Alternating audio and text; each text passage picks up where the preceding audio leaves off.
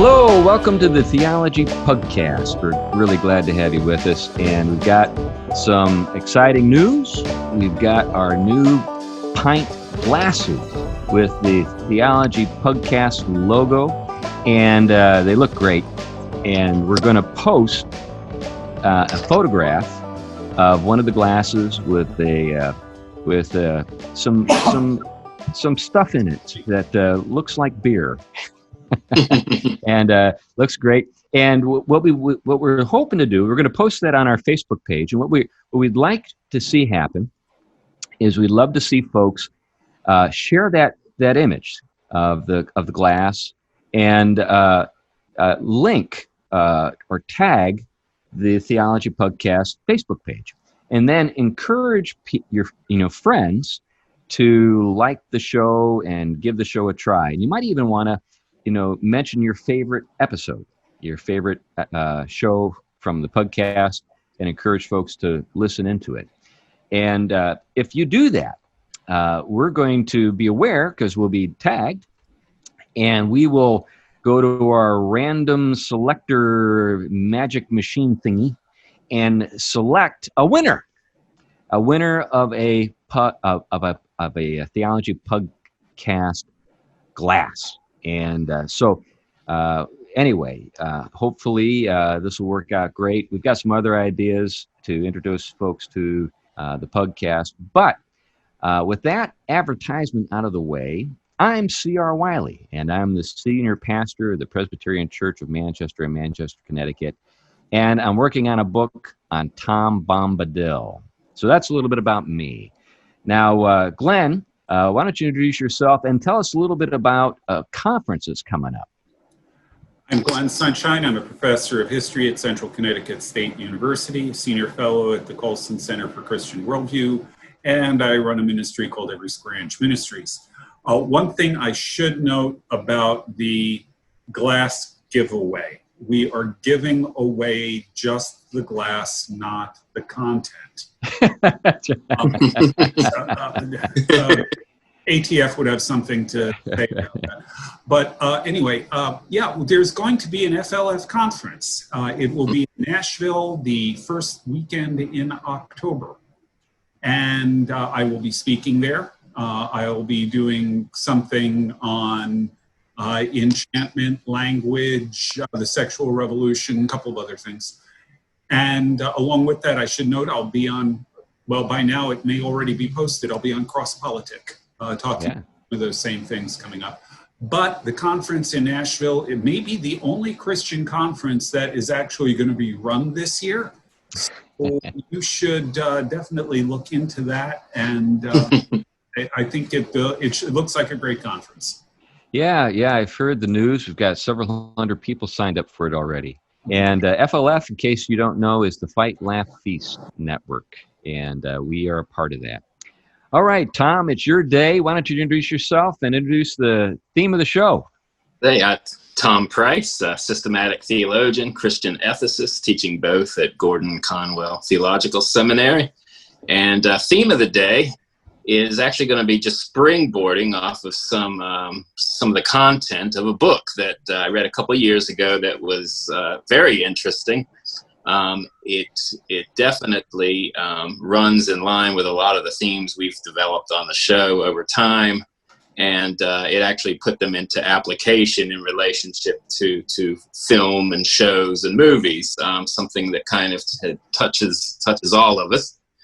And so it was, I stumbled back across it and started through the first chapter, and I said, you know what, this would be a great springboard for a lot of the topics, and wrap it around certain, certain cultural and popular vehicles like film, to kind of see the way in which some of the ideas and some of the dispositions and attitudes we engage and wrestle with are informing us all of the time. And so I'll start with the title of the book, and I'm just going to work through one part, and I think different weeks I'll be addressing different parts, because I think the book has that much content. And so what is the book? Well, I'm going to go ahead and give you this directly off the cover. I wish I could hold it up, but in this case, it's an ebook, so I don't want to try to do that. But Thomas Hibbs is the author, and I believe he's the president of University of Dallas, the Catholic. Oh yeah, sure.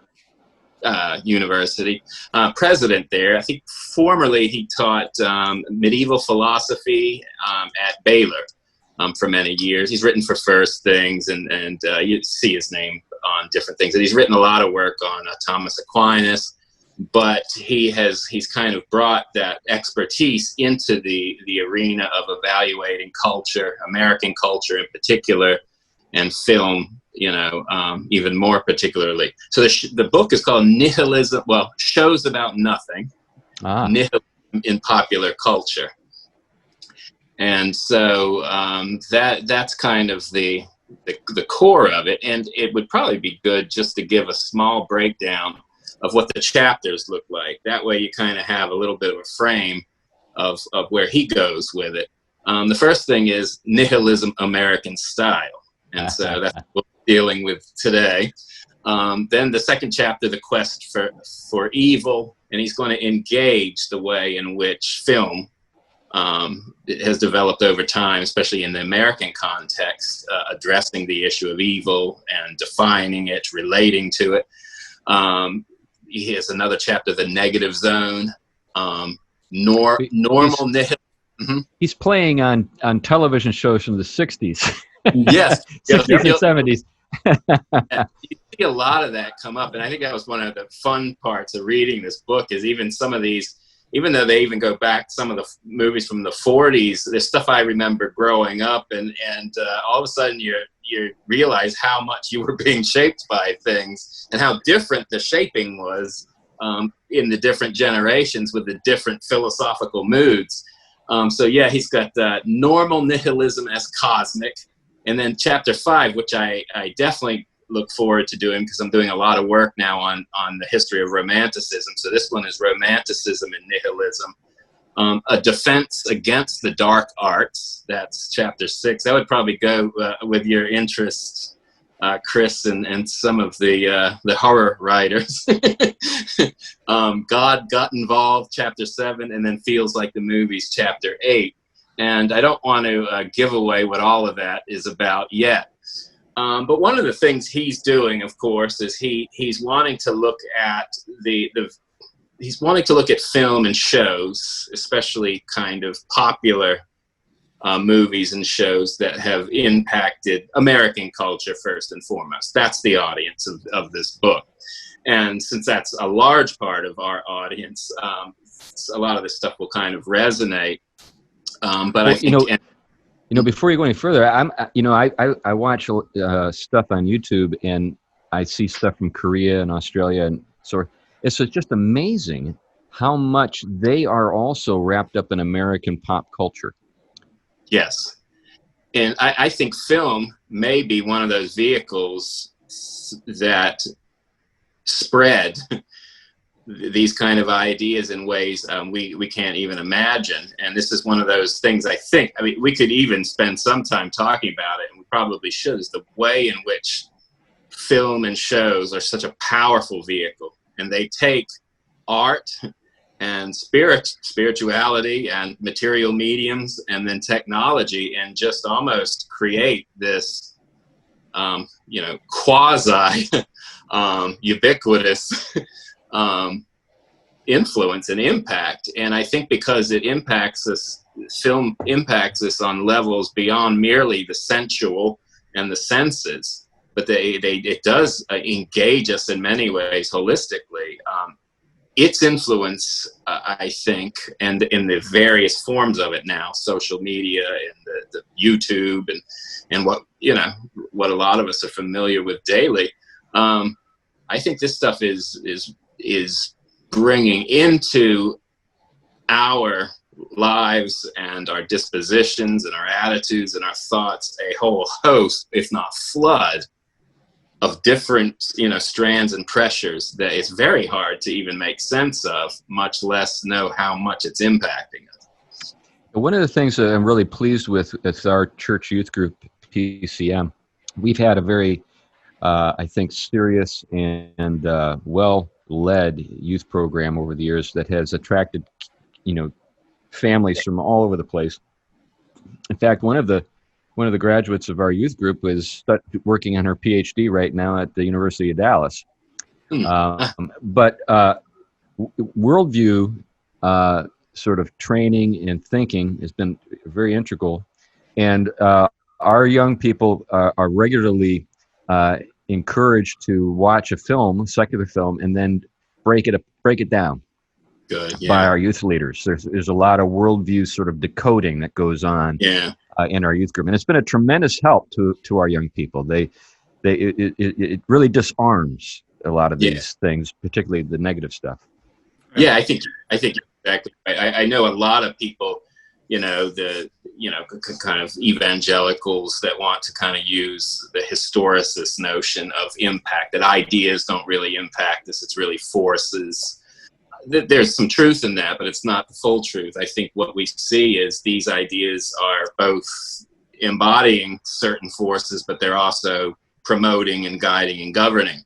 And that kind of interaction, for somebody to actually be able to put a pause on it and actually engage it consciously, is I think, a healthy advantage. It's sort of what I would call it biblically, on one hand, vigilance. It's this prayerful vigilance, this way of attending to the way in which ideas and the spiritual impact us through these means. But that's sort of what this book is all about. And I think that he doesn't write in such a heavy style that most people, even, someone in high school they'd be able to read this book and get something from it. So, great. Two comments here. One of them is that the reason why media is so powerful is because when we're watching a movie or a television show or something like that, we let our guard down. You're going to be reading or if you're going to be participating in a debate, if there's a discussion of something, if someone's trying to push a political issue, all your guards go up. And that's the point at which you start thinking critically. But when you're watching a movie, when you're getting involved in a story or something like that, you let your guards down because you want to enjoy the experience. You want to participate in the story. You want to be part of it in a sense, or engaged with it. And what that does is it means you lower your guard, and it allows things to sneak in below the radar and start influencing you without you even knowing it. Yeah. Having said that, there's another side to it, and this is point 2. Back when there was all of the concern about Harry Potter teaching people witchcraft and things like that, there was someone, I wish I remember who it was, that said this. I was teaching at a Colson Fellows, Centurions program in those days, program, and one of the speakers said, "Don't confuse a plot device with a worldview statement." So in that case, you've got something like Harry Potter, where magic is being used as a plot device. It's not a worldview statement. So trying to get the balance between the two ends up being a little bit tricky. That's an excellent point, because that's something actually that Hibb addresses in his first chapter with nihilism. Because just because there's characters in it that are nihilistic, or there is dark mood and certain people wrestling through meaninglessness and on the level of life and values and any larger purpose, he uses Woody Allen's movies as a good example. That he says that doesn't necessarily make these nihilistic films, that they're strictly promoting it. He says actually the fact that they're wrestling with it shows that this isn't what he's onto when he's talking about sort of shows about nothing.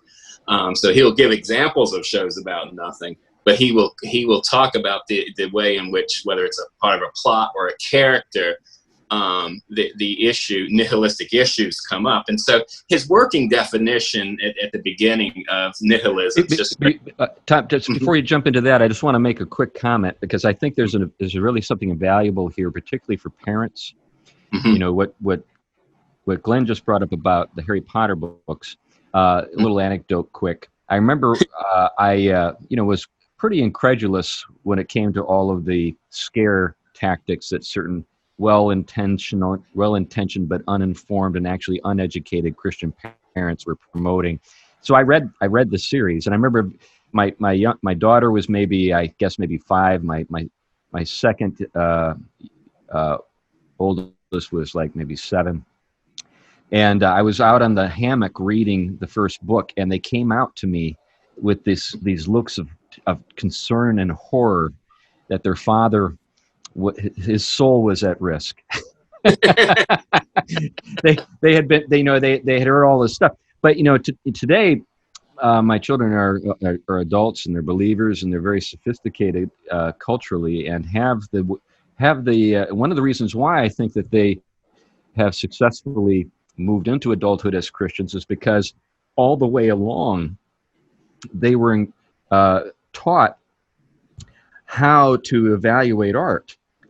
And it wasn't just a matter of good and bad, but in sort of like a sorting out things, separating wheat and chaff. And when you do that, it allows you to say, hey, yeah, there are some things about this film that are not good, but there are some themes that are raised that are really important to think about. Yeah. And that kind of measured approach really is helpful for kids. The Chicken Little, the sky is falling, I don't know what to do because I don't understand approach to parenting is actually something that's terribly destructive. And you actually are setting your kids up for failure. If you're just a mom or a dad and you're just not equipped to handle the challenge of this, here's my advice. Get an education. Stop relying on simple scare tactics. Read the stuff yourself, get an education, and show your children how to do this. Now, I know what you're thinking. You're thinking, okay, Pastor Chris, that's fine for you. It's fine for Glenn. It's fine for Tom. No, it's fine for you too. You have more going for you, Mom and Dad, than you know. Just get to work. You can do it. You can do it. Anyway, enough of my preaching.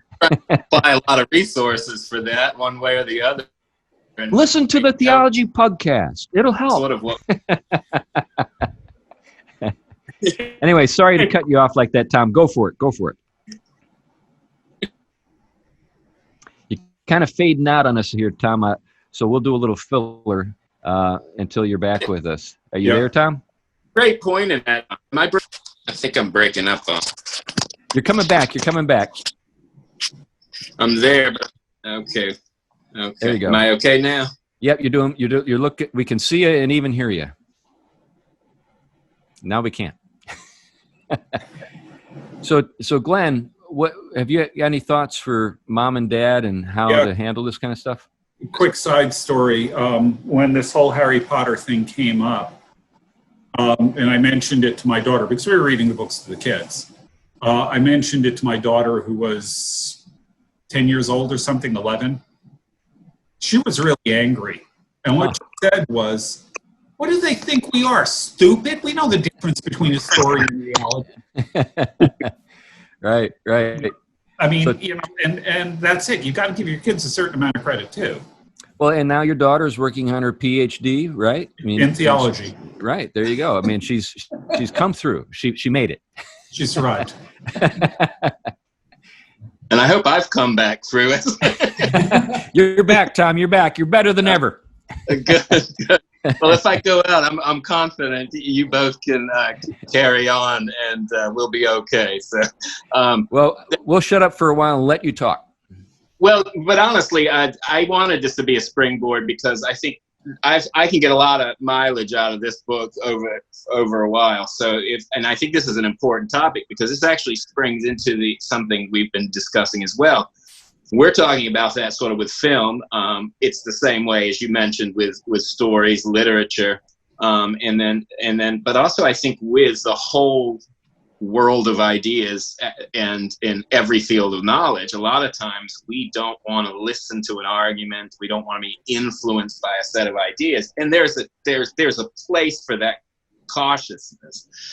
We all know the pressure in university sometimes to think like, the way someone thinks, or you don't feel like you yet have the knowledge to be able to answer something, so you wonder if you should be buying into it. So, that vigilance and cautiousness has a plus side to avoid the wrong kind of curiosity, right? But the flip side of that is you end up filtering it in ways you don't even imagine. I mean, I know people that were kind of, big families, homeschooled, lived out, and when they came to adulthood, they just jumped up right into the popular and the worldly without any reserve. So it only protected maybe while they were apart. Where this allows people to actually spiritually and consciously engage with the confident resources that their faith and their reason shaped by faith are able to evaluate culture and its strengths and weaknesses, find those places that are gifts of the created order still being expressed, and then bringing them into the fuller light of the truth. I mean, that's, I think, always what this should be about, is bringing into the light, and that, I think, says enough. So what the nihilistic turn, if you will, that Hibbs is getting onto, is almost a way in which culture itself is retreating from that task in many ways, seeing that there isn't much worth to anything in knowledge or in so much even experience, even though they value it so high. And so it's really a turn oftentimes into a radical self-indulgence or a retreat into some kind of arbitrary commitment. And so he starts out the book with kind of a definition, pulling off the Latin, just meaning nothing, right? It's the philosophy or state of life characterized by a lack of meaning and purpose. We know from the show there's a lot of history into it. And I think to Hibb's great advantage, I was a little worried up front he was only going to limit it to Nietzsche's understanding, but go further in the first chapter, and he actually draws off of Gillespie like we've done in the past and show its roots in nominalism. And when there was a break away from the moral and created order in its intelligibility, grounded in God and God's purposes. And so when this, Nietzsche kind of was criticizing nominalism because it basically made this world, you either had to choose the, God or nothing, right? This world, this world was something you had to kind of separate yourself from, if you will. That, the full picture. But anyway, he picks up with... Real quick, you might want to define nominalism again. Okay. Yeah, that's a good point. Good point. Yeah, so the two things that happened sort of late parts of the Middle Ages, after the classic Christian view of God probably was brought to its highest point of development with figures like St. Anselm, after Augustine, St. Thomas Aquinas, and these doctrines would have been shared by the early reformers. None of these were being revised. They held this, even though Luther sometimes kind of wrestled a little bit with some of the way of framing it. But nominalism was a break, where you could kind of put it, if we're going to put it in theology terms in the simplest way, classic Christianity understands the utter uniqueness of God in such a way that God is not simply the biggest thing within a shared order of things. It's not the top of a great chain, that we are at the lower point and God's at the highest point. When we talk about God being the highest reality, we're talking about God as being in a reality that is God's own, that we don't share. So when we talk about God being good, God is goodness itself, right? But he's not simply the same kind of goodness we have, but way up the ladder.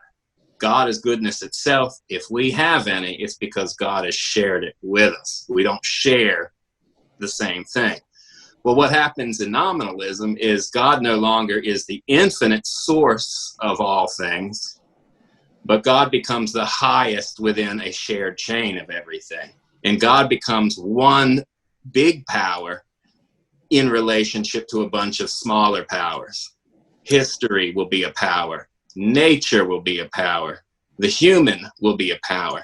And so no longer is there a shared world of meaning, because God has not ordered things anymore according to goodness that is ordered towards an intelligible goodness, grounded in the intelligible goodness of God, for example. Now it is just sheer arbitrary meaning. God has just imposed his will on everything. And so we're in part of God's imposition of will. Nature is. And so any form that's there is just God's arbitrary form. It has no meaning beyond that. So there is no shared real meaning other than the arbitrary. And so what becomes of God in this way of thinking is what we have is the God that the atheists don't believe in. That's right. The cosmic bully. Yes, that's right. A competitor with the rest of creation. And so eventually it becomes, like Glenn has talked about with kind of current politics, a zero-sum game. If I'm going to exercise my freedom and power, well, then I've got to somehow get God out of the space, right? I got to kind of bracket God out so that I can be a true agent in power. Now, getting back to literature, I mean, Philip Pullman in his Dark Materials series reduces God to the God of the nominalists. In other words, he has no clue. He has zero understanding of classical theism and how being and all this stuff would sort of create or sort of destroy his entire literary project. But anyway, but they think that they're really going up against God when in fact they're just going up against the biggest guy in the room. Well, that's right, and and I've heard others say, if that's the God you don't believe in, well, we share that with you. That's right. That's right. I'm a Christian atheist. The God you don't believe in is also the God I don't believe in. That's right, and that's maybe why the early Christians were often called atheists, because they didn't believe those gods that were not the infinite source of all things, but merely bigger things within a shared order of the same. And actually, there at least some of the early church fathers, the apologists, make that point. That when a monotheist uses the word God, he does not mean the same thing that a polytheist means when he uses the word God. That's right. Yeah, really radically different concepts. Yeah, I'm working on a sermon for Sunday, and as Tom knows, I'm preaching my way through Acts. And there's so much material to work with along these lines. But have you ever heard the term PSYOP? In other words, psychological operations. So what we have as PSYOPs is basically propaganda. And much of the resistance when it comes to the early church was expressed through PSYOPs. In other words, influencing, sort of civic leaders with partial truths. So, early Christians were accused of being atheists, cannibals. So, what were the gods that the Christians were accused of not believing in? Big bullies. That's who they were accused of not believing in. And why were they called cannibals? Because they ate Christ's flesh and drank his blood. So it was this. It was all about misleading information, taking things out of context, but also, at a very fundamental level, a different way of understanding what we're talking about when we talk about God. Yes. Yeah, that's right. And I think this has been why, part of the task of apologists and theologians and Christians has been to actually sweep away this propaganda as well as these bad conceptions. And I have to be honest, I think a lot of even the students I get from Bible believing churches still work with this notion of God. And it happens a lot even in Reformed circles where we want to talk about God as sovereign, but we often talk so heavily about as sheer will, as though that's the only aspect of God there is and that governs everything, that we kind of place ourselves into this voluntaristic, which means kind of a fully will conception of God. And that opens the door to it, that there's its own show with that. I mean, we can end up very quickly with Hegel, and we already are now in the church as well, in variations of it. So yeah, this thing is huge. And so what Hibbs is dealing with is he's not so much coming at it, even though he is a Christian. He's not coming at it strictly from a Christian analysis, even though he draws off of his Christian scholarship. He's looking at it in the context of American culture and politics and governance. And one of the things he kind of reminds me a little bit of, like Patrick Deneen, is he's looking at Tocqueville's analysis sort of democracy, and sort of you start out with what was working, this combination of Judeo-Christian civic religion with this Enlightenment notion of human self-governing, if you will, limiting government, but emphasis on balancing liberty and equality. But then he looks at the tensions that grow when those things start to get themselves out of sync, or people lose their trust. And there's this kind of seed of libertarianism, if you will, in this Enlightenment conception of the human, that he will argue, similar to other people we've talked about, can open the door to this kind of American kind of nihilism. That's a great segue. Patrick is a friend of mine. Patrick Deneen's a friend of mine. I should try to get him on the show. That'd be kind of a fun show. It would be. Yeah.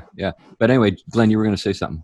Yeah. One other aspect of nominalism that's worth highlighting, that was sort of in your explanation of it, is the idea that, the way it's technically described is that things are not similar, they have similarities. And what that means is, when you look at a bunch of dogs, they have similarities because they've all got the same basic biology, but there's no uniform canine nature that unites them. Everything is atomized. And when you do that, you immediately remove meaning from the world. And this is something, again, we've talked about multiple times, is the utter loss of meaning in the modern world, that we're a world of facts, not a world of meaning. Yeah. You lose meaning, the only place that you can end up is in nihilism. Right. Yeah. When people use the term stereotype, that's sort of, a moment where someone shows their cards as a nominalist, because they're essentially saying that there's no genuine common nature to a particular set of things, whether we're talking about dogs or humans or whatever. It's just a name that we've fixed, and the only thing that really matters is the will of the subject, and we don't have to think about the nature of the group of people or a group of things we're talking about. Which is, I think you hit right on what one of the driving frustrations that creates is, I think Charles Taylor will call these cross pressures, because when you have society in which on the one hand everything is, all stereotypes are kind of imposed categories on people, what you have is this conflict of wills that happens. So you have no right to define me and my group this way, and by doing that, you're imposing an interpretation, and that becomes systemic, and therefore you have institutionally defined me, labeled me, and now I'm determined by this relationship of consciousness of being in this. So this stuff takes form very quickly once it becomes the interpretive lens of a people. But we'll get back to that. There's rich stuff there. So one of the things following Tocqueville, and I think similar, he talks about the way in which liberal democracy had its two principles of liberty or freedom and equality oftentimes get disjointed because of the complicated relation anyway by those Enlightenment interpretations. Now, he doesn't go a lot into the detail of interpreting, but he says, like Nietzsche, although in a less dramatic fashion, Tocqueville worried about the way egalitarianism might curb liberty. Both principles, unmoored from one another and applied incorrectly and inordinately, can become sources of nihilism. Insofar as freedom comes to be understood in terms of radical autonomy, it opens a path to nihilism. If free choice is regarded as the highest value, then there's no standard in light of which we can embrace choice. The same can be said of certain ways of equality, not equality of opportunity or before the law, but equality of opinion. If in a sort of relativistic manner, every opinion is regarded to be of equal worth, then there's no basis for distinguishing better, worse, true or false, noble, and fact and opinion. And so what you've done is you've created this nihilistic context. And again, then your options become limited. They can go one direction, in which it becomes a place at which a certain tyrannical, violent mood comes to start imposing it, or it becomes this complete apathy and indifference. And so you're left with what creates the conditions for a lot of the way film represent life. That's what he's on to. Right. And so that's kind of one of his big things. So when he talks about, he goes, are there stories that are sometimes simultaneously about nothing and something? That's his first question. And he says there are stories that wrestle with but don't succumb to nihilism. And so he would talk about The Ice Storm and The Secret Lives of Dentists, and then all the way up to Christopher Nolan's Batman movies, right? So it wrestles with these themes of nihilism, but it doesn't succumb to it. J.K. Rowling's Harry Potter books, The Book of Eli, and he even notes here Peter Jackson's films of the Tolkien's Lord of the Rings, where is it worth it? What is it that keeps us going in light of the continuous. Right. Well, and one of the things to reflect on here too is kind of how these interpreters, who may be kind of sort of working through things themselves, may not be always the best spokespeople for the particular thing at any given time. I'm thinking about J.K. Rowling. When we think about J.K. Rowling, maybe 10 years ago, she was this advocate for homosexuals. She was a person who had created this marvelous world, Hogwarts and stuff like that. And then she came out and essentially brought Dumbledore out of the closet. He was a closet homosexual all along, and you didn't know, and you liked him. Ha ha ha ha. Now she finds herself in a very awkward spot, where people have essentially taken the things that she advocated and took them to their logical conclusion. So they're telling her now and condemning her now for saying that women are a particular and unique kind of human being. And that men, by definition, cannot qualify. Now, I agree with her. But what she's actually arguing with is her own arguments 10 years prior. So she's sort of seen how this stuff has all played out. Now, whether or not she's been able to make the connections, I don't know. But I have to give her some credit because she's taken some hits recently. Now, she's a billionaire, and I don't think she's suffering too much. But anyway. Well, and what you get on there. Actually, I'll give her a lot of credit. She is not backing down. Yeah. Which is really remarkable in our current culture, because everybody backs down as soon as there's any pressure. Yeah, you got to give her some points for that. Now, when you're dealing with like Lord of the Rings, there's the material. And so Peter Jackson, even though I don't think much of him, and I don't actually think too much of the films, at least he has something that in order to actually tell the story, he had to kind of stick to. Yeah. And it's kind of a hard one to pull off doing any film, I think, with that material. Right. But yeah, I mean, he probably brought some of this into it. And so one of the things that Hibbs is getting at in this first chapter is this kind of, okay, just because it has these nihilistic strands, does that make it a nihilistic film? He's kind of defining and categorizing here. And he'll give examples also of sort of Woody Allen, as we mentioned. He talks about his film, You Will Meet a Tall, Dark Stranger, where the narrator quotes Macbeth lines at the beginning, that life is a tale told by an idiot full of sound and fury, signifying nothing. And so, and he gives an interview later that on his release of the film Whatever Works, he confesses to feeling impotent against the overwhelming bleakness of the universe. Everybody knows how awful the world is and what a terrible situation it is, and each person distorts it in a certain way that enables him to get through. Hibbs is kind of very sharp with Allen. He thinks there's a certain kind of non-seriousness about his nihilism. Part of it is a buffer or an excuse to kind of live maybe his life the way he wants to. But the other side of it, he thinks, is really just a lot of hypocrisy that he finds, and he kind of teases it out. And I think he really especially sees, he said Woody Allen has this conversation, a real conversation with Billy Graham.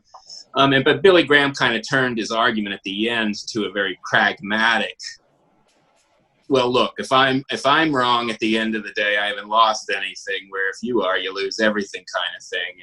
And I think to Woody Allen, he was sharp enough to see that was sort of a therapeutic answer. And if a therapeutic answer is all that Christianity is going to give you, well, his films can give him that. And so Hibbs kind of sees this as a therapeutic kind of nihilism, right? And he says, you're not going to be able to just quote Macbeth over against your films and think that that's going to justify him, because actually the story of Macbeth isn't a nihilistic book story at all. And if you're going to make sense of the nihilistic disposition in that quote of the character, you need to look at the rest of it. It's not meant to be a springboard for film, but it's a really interesting engagement he has here. But he says, a nihilism is the vantage point of the morally depraved, not the normative judgment of the artist. If art no longer communes with the good, the true, and the beautiful, and if it feels duty-bound, whence such an obligation in a nihilistic world, to inform us that its magic is merely illusory, then it loses its capacity to enchant or even pleasantly distract. It loses its claim on us. Citing great works of the past, whose very assumptions the new art has dismissed as so much infantile wishful thinking, cannot improve matters. And that's his criticism of Woody Allen's nihilism, is that vantage point is really morally depraved. It can't become a normative judgment of an artist. And that reminds me of the Silver Chair, C.S. Lewis. Mm-hmm. He's when in that story, Chronicles of Narnia, what you have is the good characters. They're they're beneath the surface of the world, and in that place, I think it's the Green Witch, if I remember correctly. Mm-hmm. She intimates that there really is no sun. What you've actually seen is just a light, and you've sort of projected it into the sky in hope that there would be something real out there. But you can't prove that there's such a thing exists. And the lion, Aslan, all this kind of stuff. So she paints this picture, and I think it's Puddleglum, or is it Puddleglum or Puddlegum? I can't remember. Yeah. But anyways, that character, the Marshwiggle, who says, I'd rather live in my fantasy than your real world. But actually that is an indicative, I think, and this is kind of gets us to a kind of ontological argument, that in order for us to make that judgment, that I'd rather live in my fantasy than in your real world, there must be something real that calls your fantasy or your real world into account. Because if I can make that judgment, if I can say your real world is just a bunch of nothing, then I think that implies that there's some reality against which we can measure it. You see what I'm getting at? Yeah. Well, that's right. We have access, and of course, with figures like C.S. Lewis, we have access to it. The access to it sometimes will come through the imaginative and the like in ways. And again, we'll get to this in a little while, because he will talk about romanticism as one of the counter trends to the nihilism in film. And I do think that in Christianity, the kind of the thinkers that have impressed me the most have not been the Hodge kind of rationalists of doing of systematic theology, even though I appreciate what they're onto in the time they were dealing, but has been those that have drawn into the romantic contribution, but didn't get caught up in the romantic worldview, but actually were drawn to what the Romantics were trying to retrieve. They just didn't do it in the way that Christianity had originally already been able to do it. And so I think that's something very significant there. And I'm going to get back to that. So that point may be worth developing again here in a minute. But one of the things he talked about, and I'm only going to do a couple of these because I know we're pressed with time, but one would be he starts with the early kind of American film. And he talks about the way in which these tended to be very strong in promoting the ideals of sort of, the liberal ideas of sort of classical American culture. And one of the things that he talks about with that is just the way in which these films, they may have dealt with some nihilistic characters, and they would wrestle through the blessings of the ideals, but also their imperfection. You'll have an individual that appears to be, a self-made person, but then you start to see by the end of the film that they're connected to this whole in a way that you wouldn't predict, by the start of the film. And I'm trying to find the exact film list here. But that was one of the kind of early contributions. So they saw themselves specifically, the filmmakers, as trying to be almost hand in hand with the civic religion of society.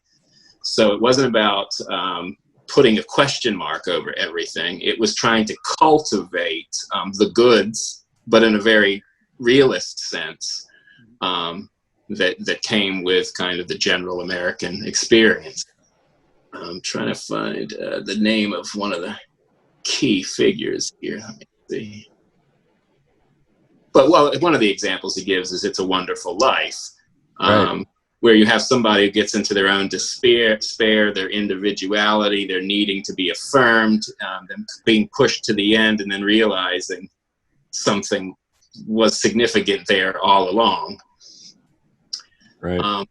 But he talks about the way, I can't really find that part here, but he talks about the way that moves and shifts with kind of the film noir, where you start to get this was not nihilistic film, but what you were able to get in this film was kind of a darker mystique around the American or the Enlightenment experience. So maybe there's a more sinister way going on here.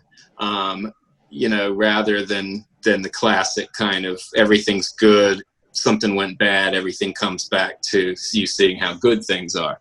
So he sees this as kind of a mood change in film, and so that kind of has a way of introducing something different. Then what he gets onto, he thinks pivotal is the Kill a Mockingbird, the film To Kill a Mockingbird. Because what you have there is you have a film able to do a lot of things from a child's perspective in the story, is learning about justice and injustice, and seeing that there can be dark things and injustices, and kind of the moral challenge. So what you get is film trying to do some cultivating work here. You see the filmmakers are very conscious that this isn't just putting together a film for a film's sake, but it is meant to communicate. And so that was kind of pivotal in his analysis. And he has this great quote in it, where he's talking about the character in To Kill a Mockingbird, Atticus. And the father comes home, the lawyer, who's trying to teach his kid about doing justice. And he says, basically, you need to get to know your neighbors, people who are of different races, different religions, different economic status, not as an abstract procedure, but a recognition of their humanity. So there was definitely this moral this moral center, religious psychology being shaped in these films to kind of value, the kind of American experience of valuing everyone grounded in a certain kind of Judeo-Christianity. And so things weren't living up to those ideals. This film was kind of showing ways that it always doesn't happen.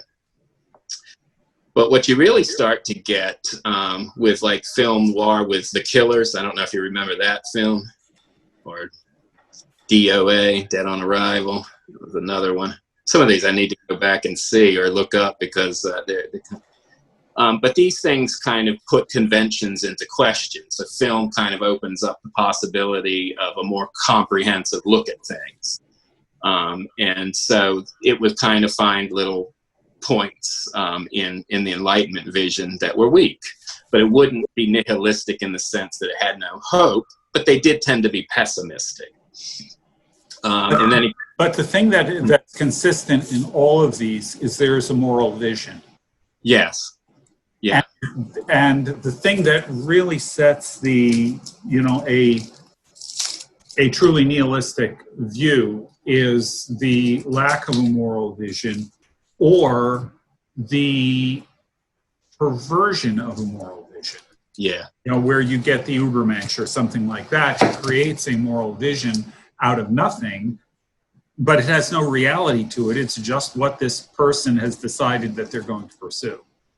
Yes, excellent. And see, what he's saying is like film noir still was part of a moral vision. He Right. actually was It still does have one. of a pre-modern. He puts it this way. It's interesting. He goes, by putting our conventions into question, film noir opens up the possibility of a more fundamental inquiry. Its accent on darkness and mystery is an affront to the Enlightenment confidence in transparent objectivity and progress. According to the modern concept of progress, we know precisely where we are, where we want to go, and how to get there. Film noir recovers the pre-modern concept of life as always a tenuous quest, wherein we are dependent on veiled clues and the uncertain assistance of others. And so he kind of notes that's a great statement. I like that one a lot because it points to something that I think is really critical here, and that's in film noir. What you have is, like I said, very clearly a moral vision. There is a right, there is a wrong, but it is not set up in this sort of standard rationalistic, triumphalistic thing that you get in more Enlightenment-inspired films. Yes, yeah, that's right, and I think he does a good job of kind of spelling that out, and then he does get into Kantian man, as we talked about, and then how that eventually leads to a kind of in the American context a move from kind of this initial classic liberalism, if you will, to a stronger emphasis on the autonomy and the self-legislating view of the human, which starts to take on more and more aspects of choice being what defines everything. And he uses the 1992 decision, Casey versus Planned Parenthood, where the decision said at the heart of liberty now is the right to define one's own concept of existence, meaning, the universe, and the mystery of human life. And he talks about the way in which this starts to flood into so much of the film and its emphasis. And this creates the conditions for this very strong turn. It went before that, but that statement sort of summed up what the thread was and the direction things were going. Yeah, and if I can jump in here, that statement is actually the antithesis of the classic definition of liberty. Yeah. It is actually, it couldn't be further from what the word liberty actually means. It's funny. I was in a denomination before, another denomination before the one I'm in now, and when I was ordained, the man who was officiating, it would be like a bishop. He was referred to as the general superintendent. He quoted Kant when. And the categorical imperative, when he was addressing me, with the charge, and Now, I was educated enough to know what he was doing. He didn't actually say, as Immanuel Kant said, but when he was describing his ideal in terms of what reason and ethics would require of us, I thought, that's Kant you're talking about here. That's not New Testament at all. But this was an evangelical denomination, and there are so many ways that this stuff has kind of infiltrated into our thinking, even at the level of the clergy who ought to know better. This brings up something that's really bothered me for years with evangelicalism broadly, but actually more specifically with the Reform world, is we're not adequately educated in the history of philosophy. Right.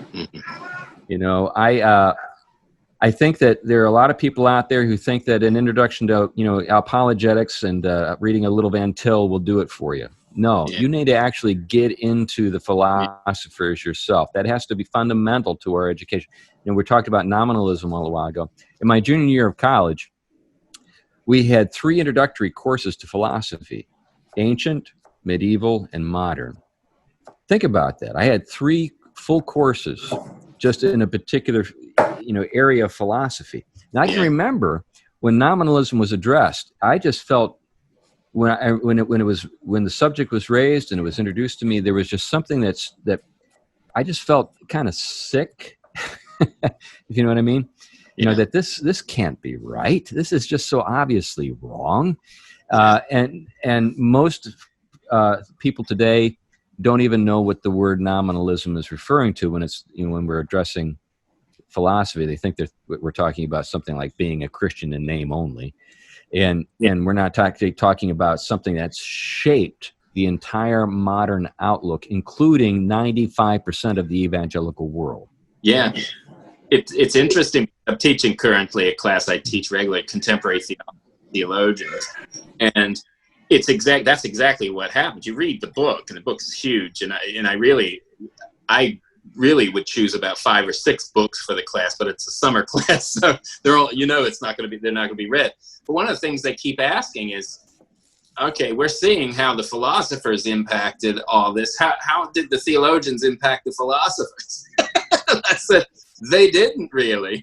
Mm-hmm. I mean, here and there you had a Paul Tillich, and you had someone in the field of sort of philosophy of religion, or maybe a Karl Barth who made such an impact that he had to be discussed. But these people could philosophically position where they were, why they expressed things the way they did, and then they would just write them off because of that. And I think, I mean, even someone like Karl Barth, who was someone who was conscious about retrieving theology for theology's sake, he was very astute philosophically. He was steeped in the Kantian tradition. He was aware of it. He knew he was trying to subvert it.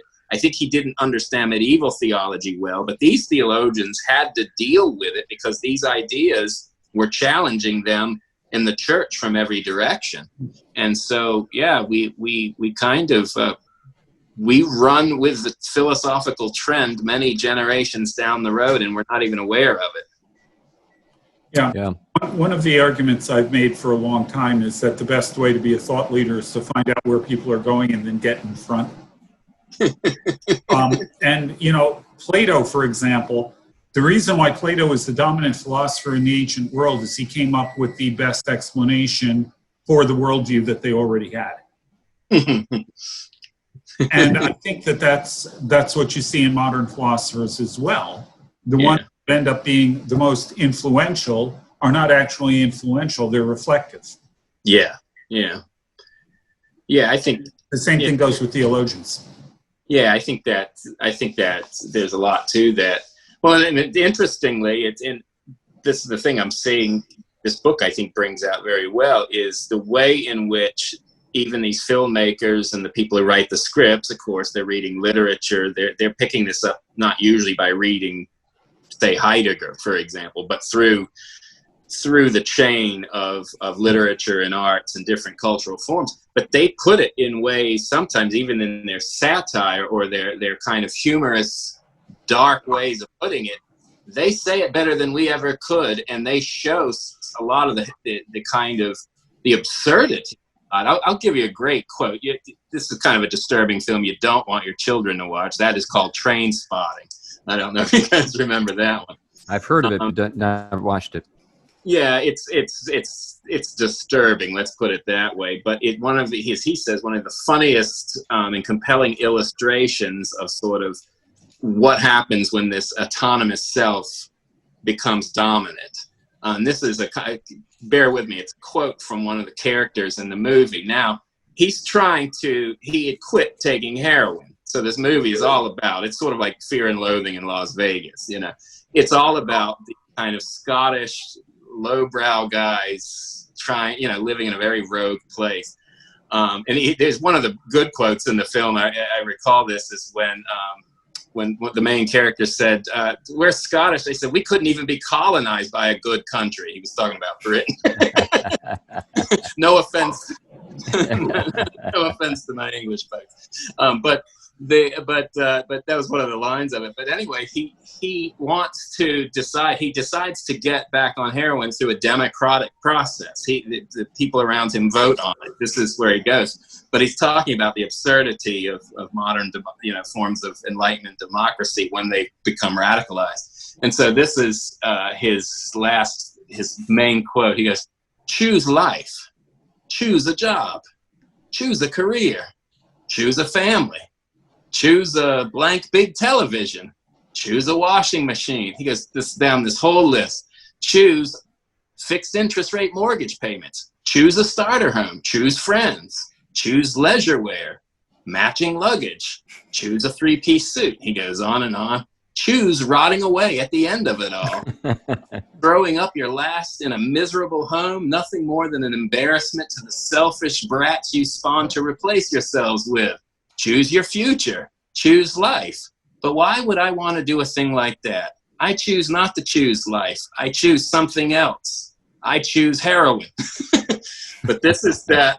That whole, because the choice is what is sacred, and it is unformed, and it is guided by nothing but this unshaped desire oriented towards nothing but fulfilling that desire.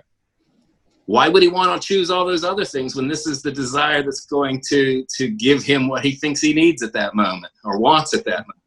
Well, this is probably a good place to wrap it up. We're kind of getting to that point, but I think that what that demonstrates, of course, is the fact that he doesn't see any intrinsic meaning to any of the things that he's chosen.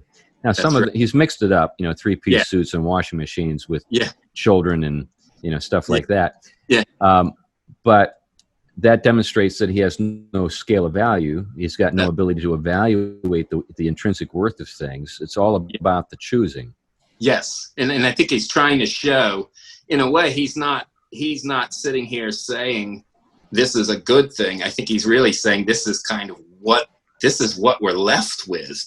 When you're left, when everything is an act of will, nominalism, when everything is an act of will, that nothing matters. I mean, every act of will is equal. Yeah.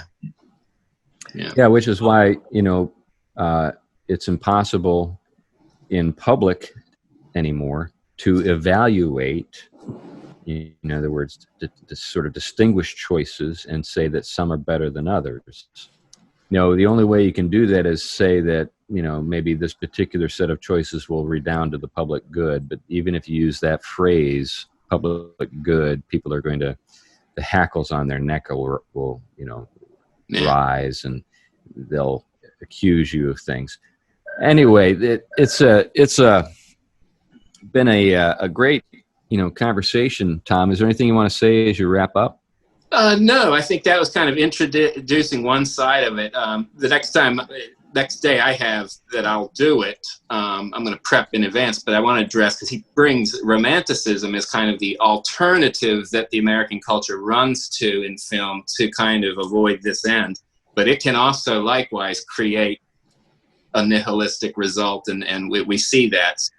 There's a lot of interesting films to get into with that, so I look forward to following that up later. Great. Anything you want to say, Glenn? My wife keeps pointing to a note she gave me saying, "What's the title of the book?" So, and I also want to note that the day that this goes up is going to be our 40th anniversary. Oh, So nice. with that in mind, I would really like to get the answer to her question. Yeah. Can you remind us what the title is, Tom, to the book there that we've been discussing? That's the book you want, Glenn? Yes. Okay. Shows. I thought he wanted the name of the sequel that she's waiting on from Chris. Well, there is that too, but I think we have the name of that. We just don't have the book. We don't have the book. Okay, no pressure. So this, Thomas Hibb's, it's called Shows About Nothing, Nihilism in Popular Culture. And that's one. He wrote on called Arts of Darkness as well. I think I haven't read that, but I think it would be worth reading. He's good to follow. He's interesting, and he shares a lot of, I think, our common kind of insights. Right. Well, I think he's been inspired by Seinfeld with that title, The Shows About Nothing. He gets into that as kind of one of the classic examples of a sitcom, a nihilistic sitcom. Yeah. Right. Yeah, and Jerry Seinfeld has kind of, I think, demonstrated in recent years that he has another side. He actually believes that things have meaning, and he's kind of appalled at the state of the culture. Yeah. But anyway, we've said enough. Hey, folks, thank you so much for listening to the Theology Podcast. We appreciate your interest and your listening to us, and we encourage you to do it again next time. All right, I think that's it for today. Bye-bye. Bye.